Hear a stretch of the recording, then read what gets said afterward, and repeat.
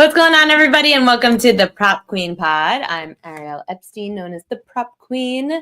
Good show today. We've got so much day baseball going on. I've got a winner. It's 5 o'clock. It's happy hour. I already have a winner today. So for anyone who follows the newsletter or anyone who follows me on X, you know what it is. It's the first time I've bet this bet in a couple of years, and it's the last time I hope to ever have to bet this bet ever again in this pitcher's career. So I'll get to that in a second. Got Josh Appelbaum joining the show. He is absolutely awesome. One of the first people that really introduced me to sharp betting, and I have been listening to him, and you can follow him at Josh Insights. He's got a new show going on with some great guys over. Sorry, I'm just trying to get some last minute things going on, but he's got a great show going on right now, a great podcast that you could check out. I'm pretty sure the guys at Rhythm are his sponsors, and Rhythm's a really cool app that you should definitely use for any kind of prop info and AI. So I think it's a great resource for anybody who wants it. Yes, Josh Insights for those curious. Jessica Brand just put it up there for us. Jessica actually has been helping me a lot today with some fishy lines. Some of these games, I just don't understand why there's such a weird line movement on them. I forgot to powder the face. Not great. A lot going on. Did VSiN today too with Adam Shine. He's awesome. So gave out a few plays there. Day baseball today. I meant to snapshot my ticket. It's on X though, so you could look at it on X. I bet it. For everyone who thinks that I don't actually bet, I bet. It's up there on the screen, so you can go check it out. Spencer Strider was the first winner of the day. Thanks, Spencer. Everybody celebrated Spencer Strider's return today, except Ariel Epstein and Toronto. Strider, listen, I was excited for him to come back. Obviously, he's an awesome pitcher, and he's, I think, the first to hit 500 Ks or something in the fastest time. He's insane. The strikeout prop was insane though. 6.5 for a pitcher coming off a UCL surgery that ended his season in April last year on his throwing arm. You're giving me a 6.5 against the Toronto Blue Jays? Under. The Blue Jays, you guys have seen this throughout the last few weeks, to start the year. The Blue Jays just don't strike out a lot. So far this season, and Jessica's saying, yeah, minimum 50% as a starting pitcher. You can check out that link. But when you've got a Toronto Blue Jays team, and I'll get you the exact updated stats now from the strikeout prop spreadsheet, including today. Oh, wait. Yeah, Toronto. Sorry, we didn't update yesterday. That's not good. Anyway, including the last 2 days, there have been 16 righty starters to face the Toronto Blue Jays this year. 12 out of those 16 have gone under their strikeout prop against Toronto. So guys, no more overs against the Blue Jays. I don't care if it's Spencer Strider. I don't care if it's Paul Skeens. On those situations, you stay away from those pitchers. Spencer Strider's awesome, and I think he finished with 5 today. I was getting a little nervous because I know I'm going on a very long time about Spencer Strider, but it was his day today. Spencer Strider, I clicked the wrong link. This is what I get for trying to multitask. Spencer Strider ended up with 5 strikeouts in 97 pitches. Gosh, if you told me Strider was going to go 97 pitches, I probably wouldn't have bet it. I did not think he was going to go that far. 97 pitches in 5 innings, though. Not great, but 5 strikeouts. He allowed 2 runs. I just can't believe he threw 97 pitches. But yeah, it was a close call. I mean, close, but not that close. He did have 2 strikeouts in the first inning. I got heat on social media. On X, people are like, haha, you're an idiot. Good luck. 2 strikeouts in the first inning. You got to pace yourself. Strider hasn't pitched in a year in the majors. I know he pitched at spring training. He looked good. They let him go. He's got to pace himself. So he had 2 strikeouts early, but he faded out a little bit at the end. Easiest bet of the week, Shawn Michael says. Okay, let's not get ahead of ourselves. It was a nice, you didn't think you were going to lose after the second inning, but I felt insane. Actually insane. I know, because here's the best part about these kinds of bets. With a prop bet like Strider, when you fade him, you look like an absolute genius if it hits. If Strider had 10 Ks, I would have been absolutely obliterated and roasted. We all know. Social media would have gone at me like the Braves reporter if I took an under on Strider and he didn't hit. Strider hits. Genius. Genius under. Thank you. Just don't get used to it. We're not fading Spencer Strider again, especially since he went 97 pitches. Well, Palo under was the easiest. Yeah, that one was good. That game sucked. For us, of course. I mean, as a fan, too, it wasn't that great of a game. At least we got a great game later on. So I'll go through the PQ right and wrong. Put this in the newsletter this morning. Newsletter goes out right after the show, a little after 6 o'clock for any of the basic subscribers. Or if you subscribe for free, you get like one game that you could look at. I've got in the newsletter today both NBA play-in game prop edges. I've got strikeout props. I've got fishy lines. I've got hitters and pitchers to watch out for. So definitely check it out in case you miss any of this show or you just don't want to listen to me for an hour. If you don't listen to me, my mom's watching. She watches the numbers go up and down throughout every show, and she gets very annoyed when people start leaving the show. Anyway, where the Prop Queen newsletter was right yesterday, Appelbaum did not go over his points prop. It was 29.5. Way too high. He had 17 against the Hawks. That number was way too high for Appelbaum.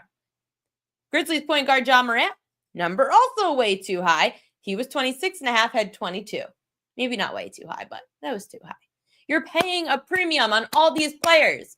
I say it tonight too.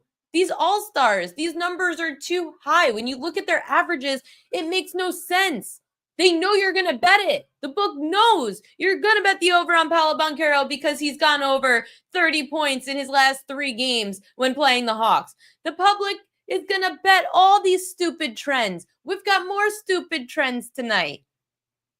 When you see it go out on social media, by Bleacher Report, by, what else are the other ones? BR Betting does it. Underdog does it. All these like accounts that love to tweet out these trends, it always ends up losing.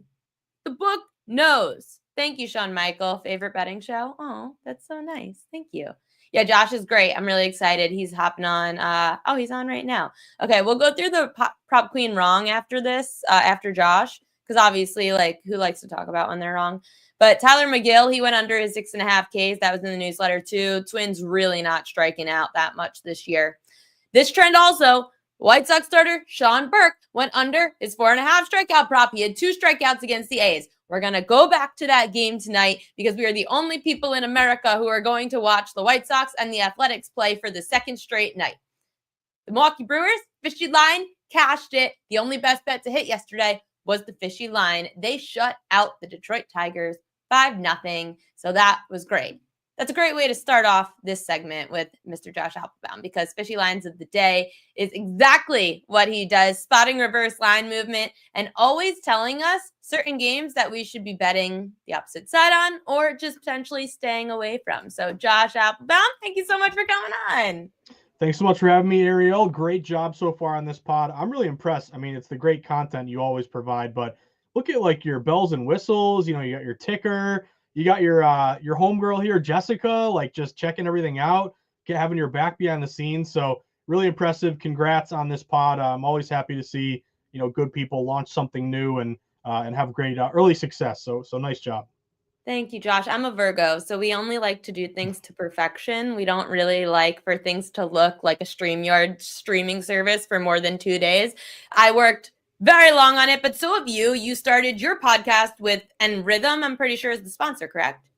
Yeah, that's correct. Yeah, the All Systems Go sports betting pod. So right now it's just audio. I need to get to your world where, like, you know, they want to look at you. They don't want to look at me, Ariel. So maybe it's better they just hear my voice. But yeah, you can check it out, Spotify, iTunes. And you and I are similar minds, you know, looking at trying not to bet games based on our heart and what we think or want or hope will happen, but really trying to bet games based on what the data is telling us, you know, how the lines are moving. And I love your segments with fishy lines. And you had a great example here today, like, you know, the Minnesota Twins. Twins are only getting like 20% of bets. You saw that line move toward Minnesota late. They eke it out 4-3 in extras. So sometimes it can be frustrating because you're betting on bad teams. And when they lose, you mentioned a second ago, you get a lot of heat on Twitter and what an idiot you are for taking this team that got blown out. You know, that's part of the gig. But once you see these like fishy, gross lines that come through and win, then like the public's, well, you know, their minds are blown and it's like, oh wow, maybe there is, a method to the madness. So you're always playing that long game, and I'm right there with you with, RLM plays and fishy lines and trying to embrace things that don't make sense instead of thinking you're smarter than the books and you're, something that they don't know, which is definitely not the case. Baseball is always the hard one. I always find baseball to be one of the best ones for this reverse line movement. However, baseball has a lot of factors as opposed to like NBA, where like you've got the same starting rotations that you figure the same starters are playing all game. Baseball, on the other hand, you've got to worry about pitchers. You have to worry about starting pitchers. You have to worry about bullpens, availability, how certain batters can hit those relievers. How do you, when you spot reverse line movement in baseball, how do you decide, is this a first 5 play or is this a full game? Yeah, I think you kind of want to use a little bit of intuition. I mean, you can kind of think through a game, and a lot of my bets are mostly full game betting odds because really what I'm looking at and a lot of the information that I get as a data driven bettor is coming from the full game data. Like it's a little bit harder to get, bet splits and line moves in terms of first fives. Like first fives to me, there's a great case to be made where, hey, like I really like this pitching matchup. You saw it all the time with DeGrom when he was great with the Mets. Like, he would leave in the 5th or 6th inning up 1-0, 2-1, bullpen would blow it. So if you had bet the Mets on the full game odds, you lose your bet. You bet them first 5, you win. So I think there's, also like stuff like the weather, like first 5 unders or no run first innings, Yerfy Nerfies, like that's becoming very popular as well. So what I try to do is just kind of, in one benefit to baseball is just we have so many games to choose from. So I am like a crazy person like you, Ariel. Like I love that it's a long season. It's 6+ months. You get 15 games a day. And just by process of elimination, like I'll go into a day saying, hey, there's 15 games. I'm just looking for like maybe 2 or 3 bets that are checking off boxes for me. So, the line's moving in their direction. I lean on a lot of, low bets, higher dollar splits. And then really what I like to do, Ariel, is look at betting system matches. Like one thing that's been really good this year, which you've probably noticed, it's very simple, but like home favorites. Like it's chalky, it seems obvious, but home favorites in baseball this year are 112 and 58, 66% win rate, about a 10% ROI. So I try to like layer on the data currently that I'm looking at with kind of the data that's telling me in this spot historically, these teams perform pretty well. Like you saw it last night with the Texas Rangers. The line moved to the Rangers. They had a good bet split. They matched that home favorite off a loss. Anytime I can combine the current with the past, that's a play that I'm going to fire on. And then again, you grind it out in terms of a very long season. There's going to be, this, weeks when you're ice cold, weeks when you're super hot. You just kind of got to stick with it and ride that roller coaster all year long. But I love the grind of MLB daily. I love MLB just because you have just as little time as the book does, which gives us the advantage as opposed to the sports books having all the time in the world to handicap their own NFL and college football games every week. Josh, I know Jessica Brand, she's my researcher. She's the best. She loves the Giants this year. And one of the games in Major League Baseball that you have your eye on, Giants Phillies. Why? So I'm with her in loving the Giants, as a full game season bet. Like if you play their win total, what was it, like 83.5, somewhere like low 80s, I think She's been somewhere on around the there. team total overs for the Giants. Ooh, yeah, they've actually been awesome. I think if you look at San Fran, yeah, I actually have a system best over teams. I believe they're like now 12-5 to the over, something like that. 12-5 first in baseball. The Cubs are second, the Nats, the Orioles. So if you just isolate a team that, again, can really rake, their pitching isn't great, their bullpen isn't great, that's something you look toward. Now, in terms of tonight's game, I'm going the other way. I like the Phillies in this one, Ariel. First thing I noticed with this matchup is the line moved toward Philadelphia. They opened around -130. They've been now bet up to, -140, -150. That there's been nothing but steam in their favor. And what I like to do is layer on these system matches. Like we mentioned, those home favorites doing very well this year. They're 66%. If you're a home favorite with a winning record, those teams play very well. They're 72% this year, 16% ROI. Then if you look at incorporating the home favorite non-division angle with steam, so the line's moving in your favor as a home favorite in a non-division game, those teams are 28-9 this year, 76%. You look at the bet splits as well, they look pretty good. Like I like to look at Ariel, like DraftKings to tell me where the public is, but then I like to look at Circa out in Vegas to tell me where the bigger, sharper wagers are at, because DraftKings is going to give you all these different states that are legal, and basically the drunk guys and gals at the bar, they're probably betting through the DraftKings. That's like Which the true public. Yeah. DraftKings, FanDuel, those are true public. Then you go to Vegas, it's like, all right, this is the smart money. Exactly. So I like to differentiate the splits. Like, again, exactly what you said. FanDuel, DraftKings, the biggest public books. They have the most market share of just literally just regular bettors betting through them. But then if you look at Circa, and you and I have been there, Ariel, it's like gambler's paradise. It's the greatest, place to go sweat a game. But what I really like with those bet splits, and you can get them through vsin.com if you become a member, is you'll notice like differences between DraftKings and Circa. And the whole thought is there's a different clientele betting at Circa versus DraftKings. And Circa, they really pride themselves on not limiting sharp bettors, not kicking people out. Like their T-shirt on the back says like sports betting the way it should be. They're not gonna, say no to Billy Walters. They're gonna take Billy Walters' money. So right now in this game at Circa, you're only getting around 45% of bets, but over 90% of money on the Phillies. And then you have a lot of angles here, like a correlative betting value play. Like if I'm on a favorite, I want a low total. Total this one is 7.5. You also look at the Phillies. They've been really good at home and against lefties this year, going up against Robbie Ray. You look at the G-men. It's funny. They're only hitting 212, even though they're cashing all these overs. But they've struggled against righties a bit. So I'm laying it with the Phils. This is kind of how I play baseball, Ariel. A line move, a good bet split, bunch of good system matches. It's a flat 1-unit play. So I'm on Philly tonight. I love that betting gets us to come together and watch some of the worst games on the slate. I will be watching this game because even last night I watched this game. I had strikeout props on both pitchers. Tonight I've got one, the Athletics and White Sox. I went on Adam Shine's show on VSiN today, Make It Rain. I know you do a lot with VSiN as well. He said, nobody in the world would ever watch this game if it wasn't for sports bettors. You're right. You're watching it too. Why? Yeah, I'm watching it because I'm going to go with the Oakland. Oh, see, I did it again. Not the Oakland A's. The Sacramento A's, pretty soon they'll be the Las They're Vegas just the A's. Ariel, doesn't always trip you up too now? Like when I see the Every time. abbreviations, the always was OAK. Now it's ATH. I'm like, what's going on there? And it's going to change again. Exactly. But at least they're spending some money. Remember last year, the attendance was low. They hated their owner. The guy's a quadrillionaire and he won't spend any money. Well, they lock up Rooker. Who else was it?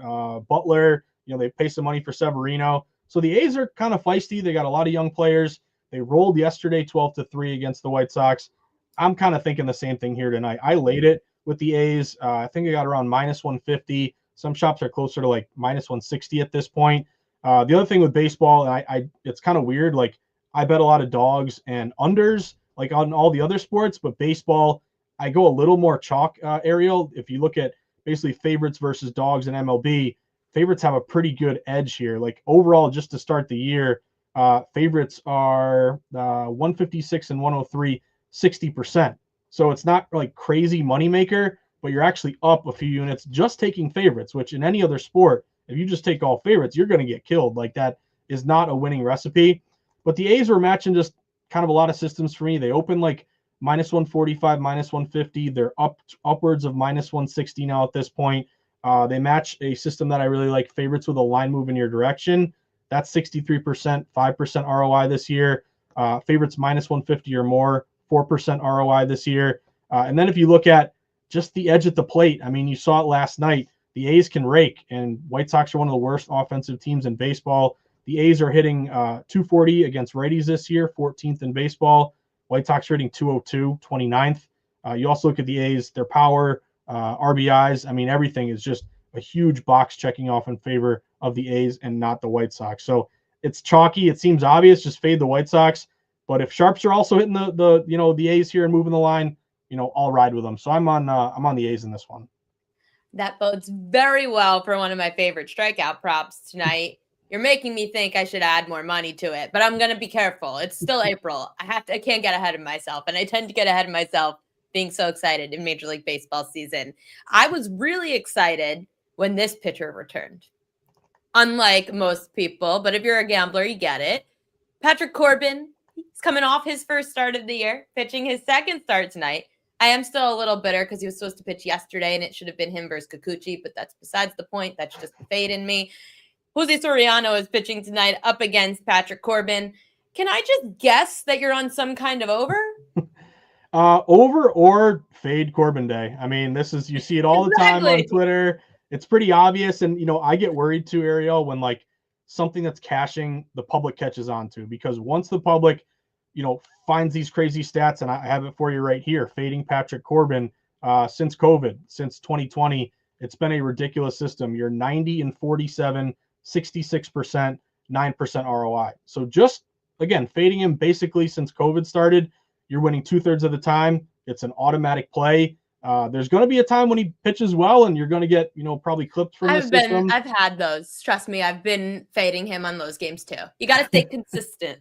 Exactly. You got to stick with it. Cause again, I don't want to like dig at the guy and, make him feel bad. I mean, he's got a $160 million contract. I think he'll be fine. But if something's working, how do you not get in on it? Especially when, again, the market is moving in your favor, because you set up the pitching matchup, Soriano versus Corbin. Corbin's got a 6.75 ERA already. It was super annoying. I'm with you yesterday because it was like Corbin, then Maley. I hate when they screw with you because it just drives you nuts. I don't want to bet a game thinking it's one guy and then it's not. But for tonight, Corbin against Soriano, all steam has been in favor of the Angels. Angels opened like -115. They're up to around -130. They have a really good bet split at both DraftKings and Circa. They're only getting, I'm actually surprised it's not more public.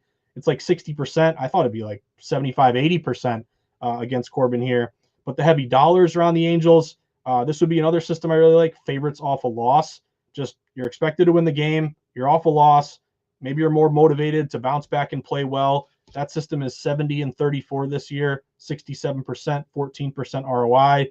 And again, betting against Corbin, you also have the Angels, who are hitting much better than the Texas Rangers. So if it ain't broke, don't fix it. I'm not gonna be the brave. Like, I want to be a contrarian, but I'm not gonna say, oh, I'm gonna back Corbin tonight. Maybe if he was sharp, I would. But again, move against him. Fade Corbin Day. I got the Angels here around, I think it was like -130. Hey, listen, the day that the line moves in favor of Patrick Corbin is the day that you could fade this wonderful trend. Is there a team to start Major League Baseball season that, even if everything goes the way that you expect, whether the line moves in favor of it or whether all your trends work in favor of this team, you say, no way, I'm still not betting them? Well, I mean, probably the White Sox, team like that, obviously would be one that you'd be hard pressed to back, even The though they're really Rockies. sharp. Yeah, exactly. Like, and even the Minnesota Twins, like I've played them a few times this year, and I feel like I've always lost. And I was looking at them today. I'm like, ooh, they're really sharp. I should play them, but they screwed me last time. So do I really want to? I hate starting the day 0-1, Ariel. It's always funny. Like your first bet, you hit your first bet. It's like, let's go. We're gonna have a huge day. You just think your day is doomed. Like today, hitting Strider early, I was really excited to hit that under. But if I would have lost and he had like 10 punch outs, I would have just been like, you know what? Rest of the day, probably a loser. That's it. Exactly. And it also, like, it just kind of sets your day up. Like you're already behind the eight ball. You're already down a unit. Like it's always funny just how that first game can kind of like set the table for you psychologically, not just your bankroll, but how you're feeling about the rest of the day.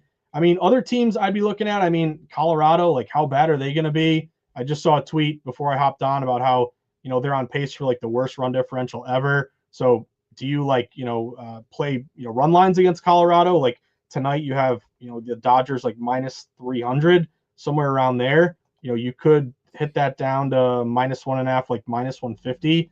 That could be worth a look. So it's not always like what's crazy about that series too. Yesterday, so I like to watch the lines in baseball. It's really the only thing I do fishy lines for anymore. But last 2 days ago, before I went to bed, I looked at the lines, and the next morning, aka yesterday morning, woke up to the Dodgers having like a 20-cent move against them.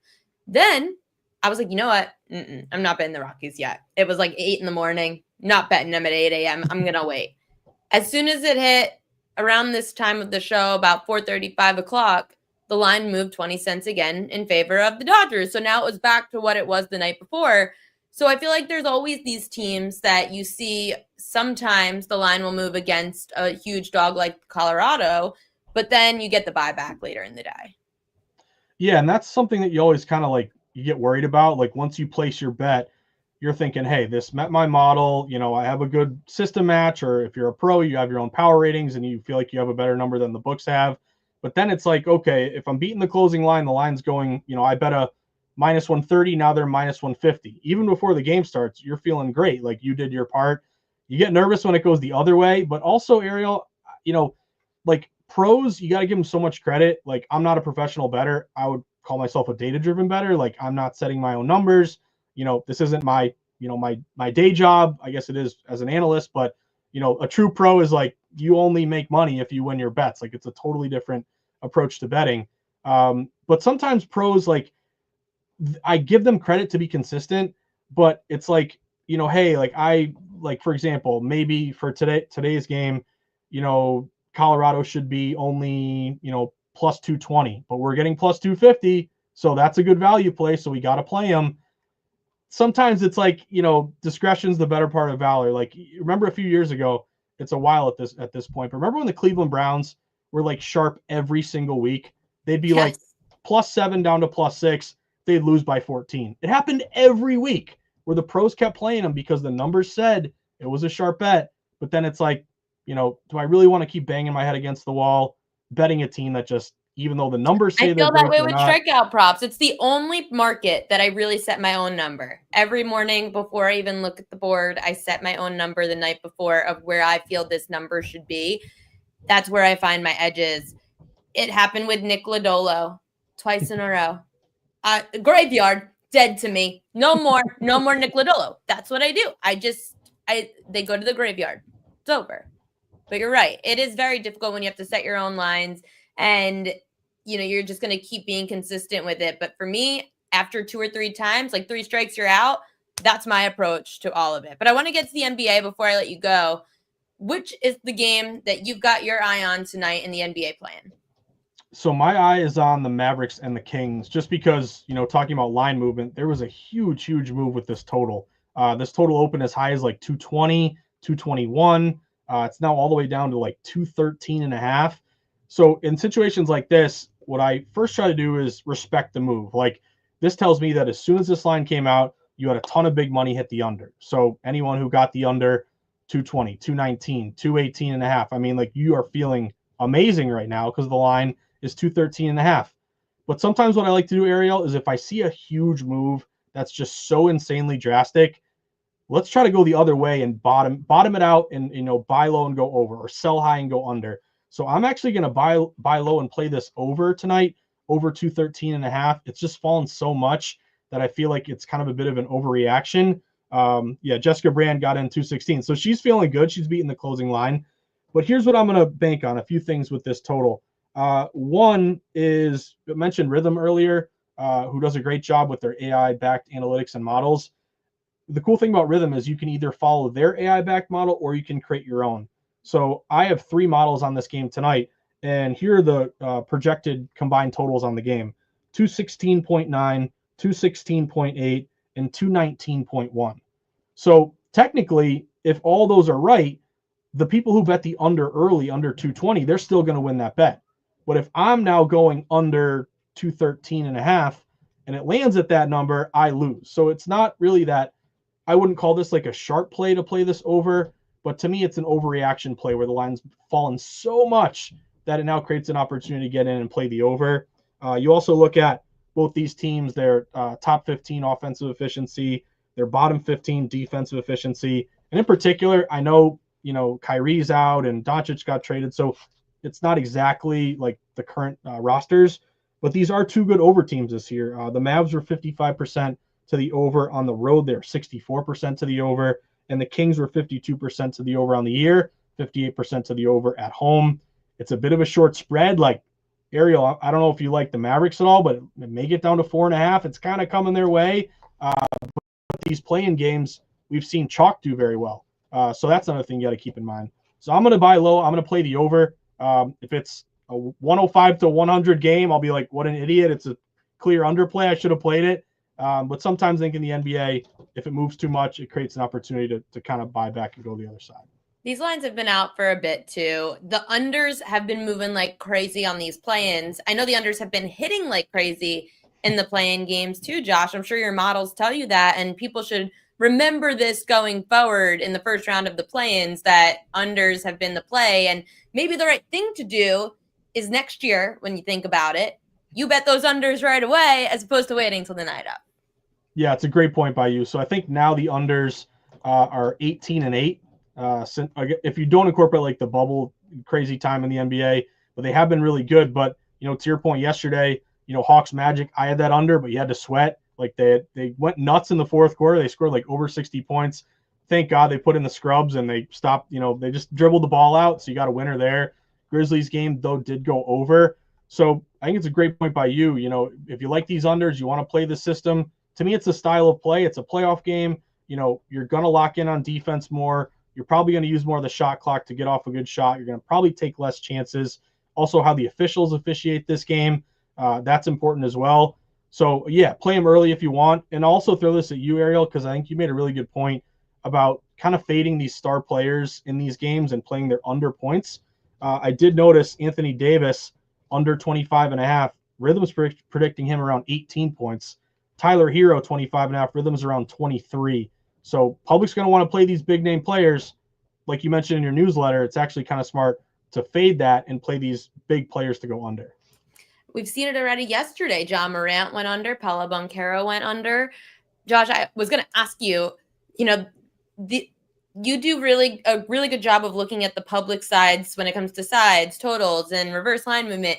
Props are getting bigger. We see from the books. I know from BetMGM and DraftKings, I get their emails every day of the most bet on props of the day. Eventually, we're going to hit the point where you're really at in all these pro sports and college games that we'll see reverse line movement on some of these props. And we're starting to see it in these NBA play-in games a ton. They're overly pricing these players. Anthony Davis, aside for 3 great games offensively as a Mav, he shouldn't be at 26.5 points against Sabonis tonight. Same thing for John Morant. If you looked at all these numbers with the way that the defenses have played against these players, you'd be like, what? No. The public doesn't know. They don't care. They just bet the over. Yeah, it's a great point. And I would love to get to a point where, if you look at the bet splits page on VSiN, it's so beautiful and crisp. And, you got side money line total and all the games. I would love if we could get to a point where, maybe DraftKings or Circa gives us the splits on the player props. Like you mentioned, I get those emails too. John Ewing does a great job with that. But that data is a little bit harder to find, but I still think you can do it kind of on your own. Like if you wake up and you just screenshot the odds for the player props and you kind of give it a few hours and see where it moves. And the other thing I love is when you see a big name player juice to the under and start to fall. And then you'll see a tweet where, to your point, like Banchero, he had gone over 30 points in X amount of games, yet, his line was really shaded up and it was some books were juicing it downward. That's the kind of thing that I would look for. I dabble in player props, Ariel. I'm not nearly at your level. I'm more of a, full game bettor, but I do think to your point, moving forward, as props become more and more popular, there's going to be, value there to kind of go against the grain and go against what the public thinks are locks that night. There is a way to combine our worlds, though, especially in strikeout props. It's harder with basketball and football where it's more of a team sport.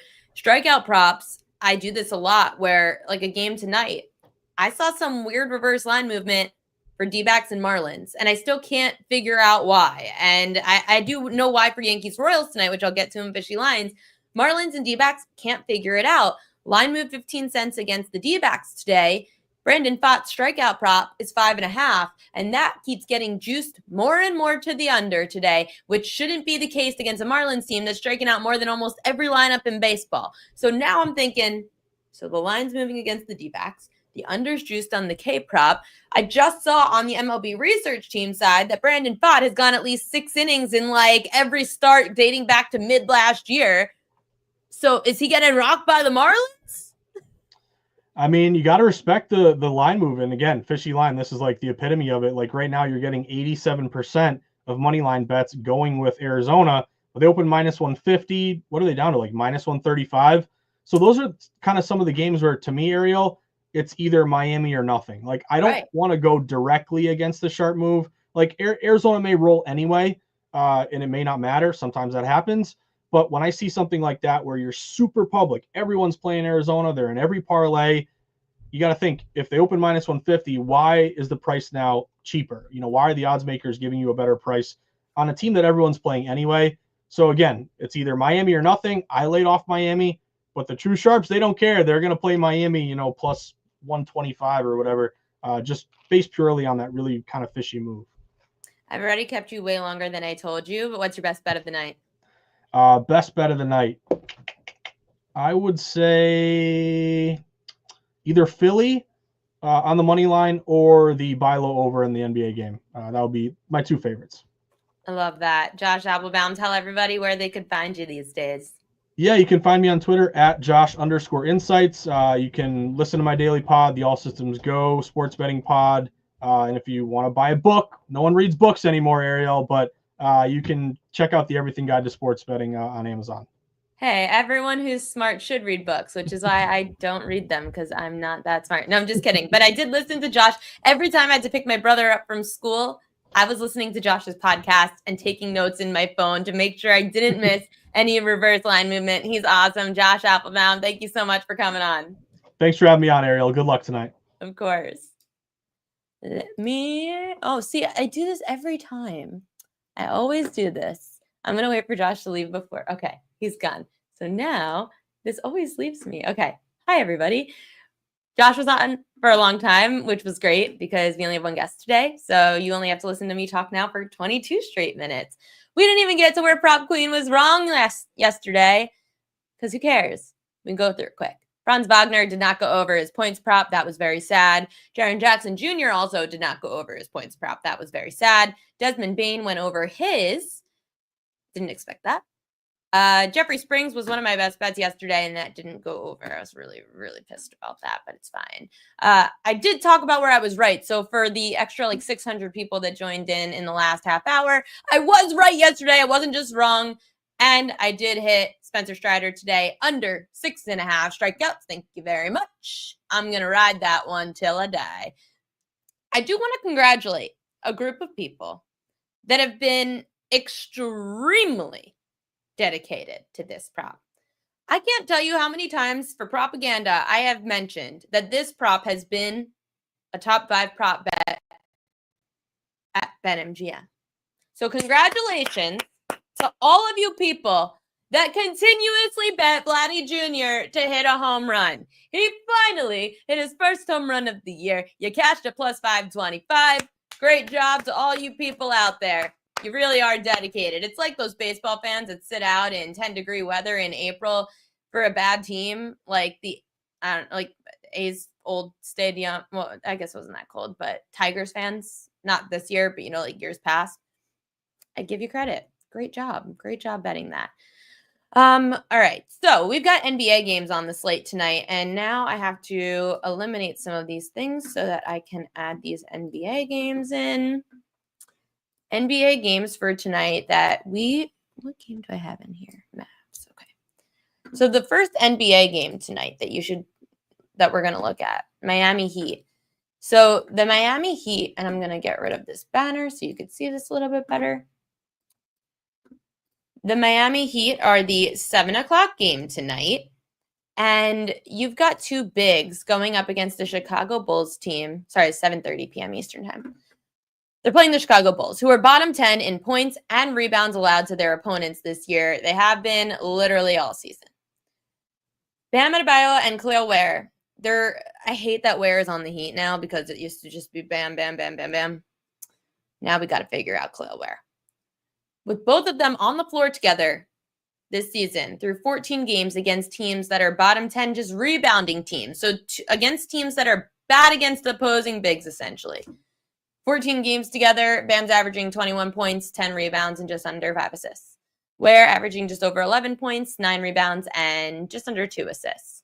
So then you could even narrow this down a little bit more. You've got the two bigs on the Miami Heat. Now go to the second box, up against teams bottom 10 in points allowed and in rebounds allowed. They struggle in the paint against bigs, duh. You've got Bam averaging 21 points, 9.5 rebounds, 5 assists. Ware, 11.5 points, 10 rebounds, and 1 assist. Their props pretty spot on, but here's where the advantage is. Bam over points, Ware over rebounds. You've got one big, Nikola Vucevic in Chicago. He's going to be on Ware. Bam plays this power forward role more when Ware is playing. at center. Bam is going to outsize and outmatch anybody, and he's got a pretty good shot. We're talking about a player that in 10 straight playoff games, dating back to 2023, has had 20 or more points. I mean, if the Heat are going to have a shot, Bam's got to put up points. Everyone's going to be on Tyler Hero. We mentioned it with Josh Appelbaum. Everyone's going to be on Tyler Hero over points. Yeah, we go Bam. Bam over his 19.5 points prop. Later game, we've got the Dallas Mavericks taking on the Sacramento Kings. Very small sample size with Anthony Davis, but that's what we've got to work with. There have been 8 games this year with Anthony Davis. These are all the starters that I like to look at. AD's points prop at 25.5 is absurd. You are crazy to be betting this prop. We have not seen, okay, so the average is 19 points a game, but I've got game by game in my NBA charts. AD in his 8 games has gone over 25.5 points twice since joining the Mavericks. So in 2 out of 8 games, you're telling me that you're going to go and bet this? This is why we watch the show. I don't care if it hits. It's a stupid bet. There are so many other advantages that you could get in this game that's not betting this overly priced Anthony Davis number. I like Spencer Dinwiddie over 5.5 assists the most. The number he's gone over in 6 of 8 with Anthony Davis on the floor. It's very low. Looking back at the last 5 to 10 meaningful games against the Kings this year, like the last, 2 weeks of the season that were meaningful. Not only have I seen double-digit assists, I've seen double-digit assists by multiple players. I've seen 6 or more assists by multiple players. Spencer Dinwiddie, I know that Jessica said this. I don't understand this number, 18.5 rebounds plus assists. I make like 12 alone. Yeah. And I know Jessica said earlier that she liked over on Dinwiddie as well for, would you say, Jessica? I missed it earlier. I know I did see it though. But I know you said you did like Dinwiddie earlier too. I like Dinwiddie over assists tonight, 5.5. I just think this number is off based on the 8 games we've seen him. Well, 7 games we've seen him with Anthony Davis. Jessica likes PRA for Dinwiddie as well. Klay Thompson, his numbers with AD on the floor don't necessarily match with his prop, but I have seen in those last 10 meaningful games against the Kings that it's been guards to do well, and I don't trust Dinwiddie to be the leading shooter on the team. One of those two is going to have a good game, and if I have to choose a good shooter, I'd choose Klay.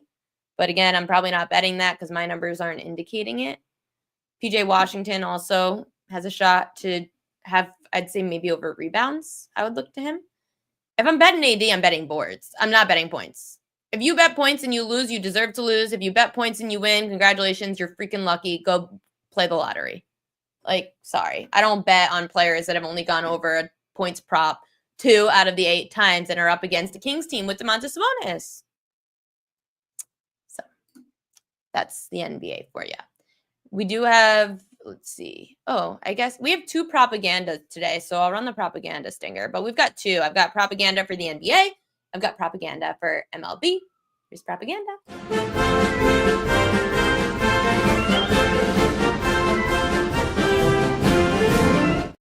It's still my favorite singer. I love it.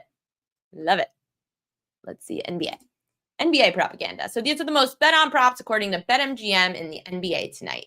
I will be honest, I really didn't handicap any of these, so I don't have much input. But I always say, if they are the most bet on props, you probably should find something else to do with your day. Patrick Williams under 8.5 points. I guess they're betting it because of the size on the other side. That makes a lot of sense. Khalil Ware under 18.5 points and rebounds. I agree with that. Way too much juice, though. Minus 150. I know. Jessica's right. All 5 unders. It's stunning. I agree. That is very weird. But maybe people are catching on to the unders trend, especially after yesterday.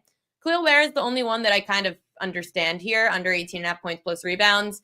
I do think he has a decent night on the boards. I definitely don't see him scoring that many points. But again, if he has 11 points, then you're probably screwed. DeMar DeRozan under 24.5 points, Najee Marshall under 4.5 assists, and Patrick Williams under 13.5 points, rebounds, and assists. So those are your most bet on props according to BetMGM in the NBA tonight. Major League Baseball, your most bet on props in the MLB. This is crazy. Vladdy is your most bet on prop of the day. That is why I was so happy for all of you, because you've all really just been through it. He hasn't been the most bet on, I don't think, yet since I've done the show. He's been top 3, though, for sure. So congrats to all of you. Jose Soriano, under 5.5 hits allowed. That's way too juiced at -150. But you guys know they're playing the Texas Rangers, so people are on like the whole fade Patrick Corbin day train. So let me see if in the let me see if I have anything on Soriano tonight and why that's an interesting play. So Jose Soriano has a 2.70 ERA in 3 starts against the White Sox, Guardians, and Rays this season, with the lone loss coming at home against Cleveland. In his 2 road starts this year, Soriano's 2-0 with a .61 ERA. He tossed 7 scoreless at the White Sox on March 29th and allowed 1 run over 7 2/3 at Tampa 6 days ago. Soriano has a .93 ERA in 3 career appearances against the Rangers. He gave up 1 run over 7 2/3 innings in a 4-1 win in Texas in May last year. Wow. So Jose Soriano's got great numbers against the Texas Rangers. So that's definitely something to look at. She likes the Soriano play, Jessica, but it matters, of course, where you get in. -130 is the number that you should have gotten, not -150. James Wood, a home run tonight. And again, everything I read is from Major League Baseball. I get like really, really awesome info from Major League Baseball every day. It's great. Let's see. James Wood had a 445 home run to right center out of the leadoff spot on Tuesday. Wood is slashing .276 with 5 home runs, 10 ribbies, and 8 walks over his last 8 games. Wood nearly hit a home run Tuesday down the left field line. That went just foul. He leads Major League Baseball in opposite field slugging, just ahead of Rafael Devers and Aaron Judge. Okay, I get it, but I don't like home run props. Mookie Betts home run prop. Mookie Betts actually has really good numbers in his matchup tonight against German Marquez. He has 1 home run, but he's hitting .318, 7 for 22. So a lot of hits, 1 home run. No extra base hits, really, except that 1 home run for Mookie Betts. 7-1, not bad odds. They're in LA tonight. Soriano under 2.5 earned runs allowed. Someone knew, like, who told the public about Jose Soriano tonight? Because I certainly was not aware of Jose Soriano's big success. Good for anyone who knew that. Listen, I learn everything day of. I've always been a good test taker when it came to like studying last minute for a test. But once I took the test, it went out of my brain. Final exams came around. I didn't remember one thing from the whole year. That test gets taken and it's out of my brain. The only thing that I really know, I know certain strikeout prop trends. After that, hits allowed, earned runs allowed. I do have, though, on the strikeout prop spreadsheet, we do have hits and home runs, hits allowed and earned runs allowed. So Jose Soriano tonight against Texas, on average against Texas this year, starting pitchers are allowing just over 2 runs a game, so 2.2 to be exact, and they allow 4.2 hits a game to starters, the Rangers. So these numbers, of course, Soriano under hits, that's the one that makes the most sense numbers-wise. But, of course, -150 is just absolutely ridiculous, and we will not be betting that. Okay, get rid of this. My favorite segment, and actually I have 2 of these today. One I have reasoning for. Another, I have absolutely no idea why. So let's get to fishy lines.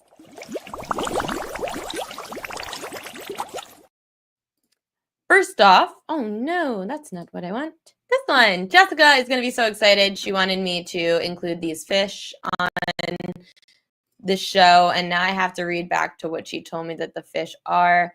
The Royal Gamma is the fish, the Royal Gamma fish. So we included the Royal Gamma fish in here because it's the Royals. And I was going to put it in Royal Locks, but the Royal Fish, I guess, we'll just deal with. The Royal Gamma. It's not going to be a Royal Lock because we just have a fishy line, whatever. So Royal Lock, Royal Fishy line. I'm fading my Yankees tonight. How it's going to do? Can't tell you. Some years I do really well fading my teams. Other years I do terribly fading my teams. This is giving me viewing interest tonight. I wasn't going to watch this game. And I know I'm a Yankees fan. I should watch every game. When I see reverse line movement against my Yankees, I get very nervous and I don't like to watch. This line makes complete sense as to why the Sharps are on the Royals and fading the Yankees. As you can see, the line has moved a good amount against New York since last night. The Yankees threw their two best bullpen arms, Luke Weaver and Devin Williams. Say what you want about Devin Williams. He's still one of their best bullpen arms. Those two have pitched 3 of the last 4 games, including both these games so far this series against the Royals. Why is that bad? The Yankees are getting Clark Schmidt back. It's his first start of the year. Clark Schmidt doesn't really go more than 5 or 6 anyway. In his first start of the year, the Yankees are always conservative with their pitchers. They already are playing with like house money, I guess, by having like just even being alive without Garrett Cole. Clark Schmidt doesn't go 4 or 5. It doesn't go more than 5. Now you've got a bullpen with Mark Leiter Jr. Terrible. Chris Bubich. Got to give him some credit where credit's due. The Royals lefty has been incredible. His last start, he gave up 3 runs. But prior to that, back-to-back shutouts to start the year. We are talking Chris Bubich. Little story about Chris Bubich. 2021. Yeah, it was the year I met Kelly in Vegas. 2021, the second time I ever met Kelly, we decided to go to Boston together to visit our friend Chris, CT Betts. You might know him on social media. We went to a Red Sox-Royals game.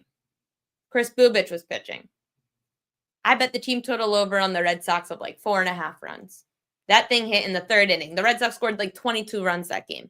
We hit the team total over, the Red Sox run line, the Red Sox money line. I mean, we just absolutely destroyed the Royals in 2021. I could probably find the game it was against Chris Bubich. That's how much I have faded Chris Bubich. He's pitching well. They threw him to the bullpen last year. He comes back. He's pitching better. His changeup, great. Jessica gave me some great stats, actually, on the Yankees against changeups this year. So this is how bad the Yankees are against the changeup. So with hitters batting as badly as they are, I think 1 hit all season against Bubich's changeup. The Yankees have hit .218 on the changeup this year, which is the 4th worst in Major League Baseball. Against lefty changeups, the Yankees are hitting the worst rate in Major League Baseball, 194. Or sorry, 3rd worst in Major League Baseball, 194. The average is 239 across the league. Thank you, Jessica, for that. So, Yankees are bad against the changeup. Bubich is good with his changeup. Oh, Jessica got it. Yep, that was the game, July 1st. It was 4th of July weekend. 15-1 Boston. Bubich gave up 5 in 4 innings. Thank you. Yep, we hit the team total over. Jeremy said, prop betting for dummies segment, new topic each day for us beginners. You got it, Jeremy. Just let me know. You can tell me in the DMs what you want me to talk about. We can talk about prop betting for dummies. But anyway, the Kansas City Royals are nothing tonight. Lines moving in their favor. Bullpen advantage goes to the Royals. Starting pitching advantage goes to the Royals. The only thing that doesn't go to the Royals is their bats. I mean, you got to score. So hopefully the Royals can score some runs against either Clark Schmidt or anyone who comes in after him out of the bullpen, because it's not going to be Luke Weaver or Devin Williams. Thank you, Dennis, for tuning in, by the way. Thank you. We've got one more fishy line of the day. D-backs Marlins. Now, this one, I don't know. I said it to Josh earlier. I don't get it. I don't understand this fishy line. I don't know. Brandon Pfaadt is pitching for the D-backs. Max Meyer is pitching for the Marlins. I dug deep. I really couldn't find any reason why this game should be going against Brandon Pfaadt and the D-backs. In fact, Brandon Pfaadt, I liked his over 5.5 strikeouts early this morning before anything, before I looked at line moves and everything.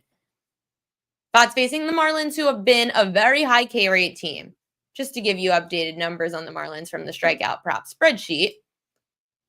8 of the 11 righty starters to face the Marlins this year have gone over their strikeout prop, averaging just under 7 strikeouts a start. Brandon Pfaadt last year averaged 7 to 8 strikeouts a game when facing high K rate teams. On the road, that number was closer to 8. So why is Brandon Pfaadt juiced to the under 5.5 Ks and the line's moving 15 cents against him? So here's what I'm going to tell you. We are staying away from this game. We are staying away from Brandon Pfaadt. He's in my strikeout props to watch, but I'm not betting it. I'm going to bet the other two, not Brandon Pfaadt.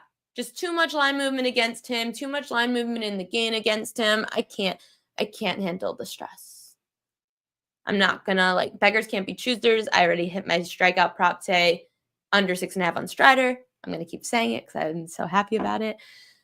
So no Brandon Pfaadt. But these other two. So Jonathan Cannon, I mean, how many more times on this show can we talk about the Sacramento A's, I guess is what we'll call them? Because it's like it's just a trend that the book hasn't caught on to yet. I'm going to talk about it in Royal Locks because that is my Royal Lock of the day. So I'm going to save that for Royal Locks so I don't repeat myself. But Nick Martinez, he's another one that you should look out for tonight for his under 5.5 strikeouts. So Nick Martinez is in a good matchup against the Mariners. The Mariners are just like the A's. These are two teams that struck out a ton last year. The book just hasn't caught on yet. Martinez hasn't faced a low K rate lineup this season. So far, he's had 5 and 8 against the Giants and 2 against Milwaukee. Both those teams are averaging like a full strikeout and a half more than the Mariners. Maybe even 2 strikeouts more than the Mariners. The Mariners last year, they were on like record-setting pace for strikeouts. This year, one of the lowest. Of the 10 right-handers to start against the Mariners, 8 have gone under their strikeout prop against Seattle, averaging just under 4 strikeouts a game. Last year, Martinez pitched in 6 games where he was against the low K rate team against righties. He averaged just over 3 strikeouts a game. So why is this 5.5? Because it's the Mariners? They're not striking out much. Under 5.5 Ks would be my lean for that game. Before I get to best bets, I think I got to everything, right? Yeah, okay. So that was everything except for Royal Locks.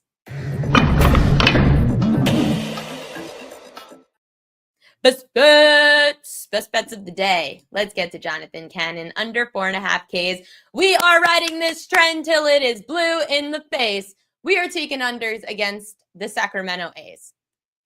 The A's are just not striking out this year. We saw it last night. The White Sox starter, Sean Burke, went under his 4.5 K prop. Mentioned that on the show. These are below average pitchers facing low K rate lineups. Cannon had his one start this year against the low K rate team. It was the Detroit Tigers. He had 3 strikeouts against the Tigers. Last season in outings against these low K rate teams, Cannon didn't go over 4 strikeouts. Right-handers, 12 of the 15 to face the Athletics have gone under their strikeout prop, averaging just over 4 strikeouts a game. That is a huge drop-off from last year with an Athletics team that averaged almost 6 strikeouts a game against righty starters. The book hasn't caught on. We're going under 4.5 Ks for Jonathan Cannon. Talked about this one before. Spencer Dinwiddie over 5.5 assists. This is my NBA Royal Lock of the night. Brought this graphic up. 7 games that Dinwiddie's played with Anthony Davis this year. And he's averaging just over 8 assists a game. If you go game by game, through all of the last 10 meaningful games against the Kings, Dinwiddie has gone over this number, or excuse me, opponents have gone over this number by either double digits or multiple players have had 6 or more assists against the Kings. Dinwiddie has gone over 5.5 assists in 6 of 8 with Anthony Davis this year. Those are my Royal Locks. Spencer Dinwiddie, Jonathan Cannon, go with the under on Ks, over on assists. Let's have a good day. Let's cap off Spencer Strider, under 6.5 strikeouts. Thank you, everybody, for joining the Prop Queen Pod. I'm Ariel Epstein, the Prop Queen. Subscribe to the newsletter at thepropqueen.com. Got so many other great things coming tomorrow. Some great guests. We'll be back here 5 to 6 p.m. Eastern Time. Until then, good luck with your bets tonight.